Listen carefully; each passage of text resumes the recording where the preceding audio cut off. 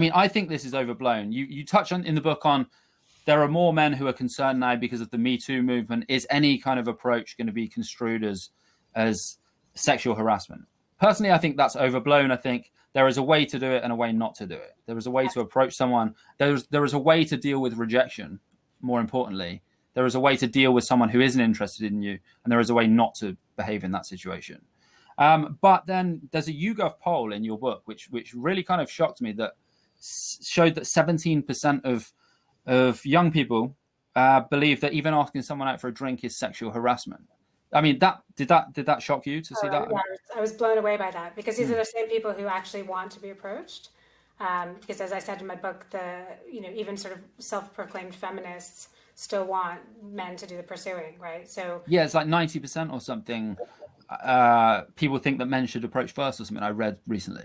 Yeah, so I think this is the problem with kind of conflicting scripts, because we've got these sort of rom-com scripts, and that's what we're hoping happens. But then if that's the case, if that statistic is true, then I do feel badly as a man, but I agree with you. I think it's the way it's done. I think it can be done respectfully. I think and I think this a lot in terms of our conversation around harassment. Like, if you're being a dick, if you care, right? And so I don't think it's that confusing. I think people are hiding behind that as an excuse.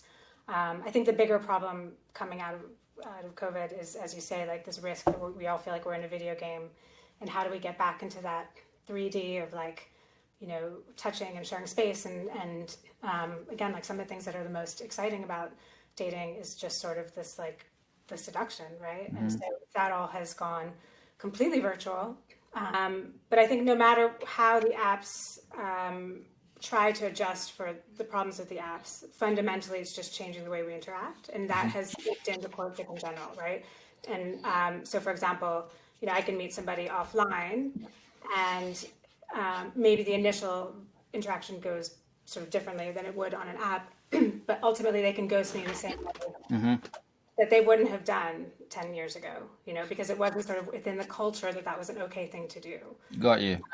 And so, I think, and the other sort of paradigm shift that Tinder launched and a lot of apps have copied is that, as opposed to something like Guardian Soulmates or Match, you only see, so this is the problem, you see everybody, right? So I think for those men you talk about who are frustrated, rather than going to a bar and you see a pretty woman, or, in a shtetl, kind of everybody pairs off. I think on an app, the problem is you're seeing all these attractive people, and if you're not matching with them, that can be quite discouraging. And, not to mention the fact that you're looking at it on your phone, which is the same place you're seeing Instagram and porn. And so it's all kind of muddled in your head of like what is available to you and what you're entitled to, porn in particular. And so I think that creates a lot of dissatisfaction.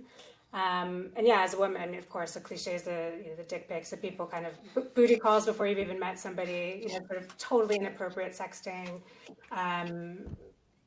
quite sexist comments, like sort of just disguised as compliments, but actually quite degrading. And so, I think, interestingly, some of that has filtered out over time, but I still think the kind of fundamental experience of it is not for, for a woman anyway, not extremely satisfying.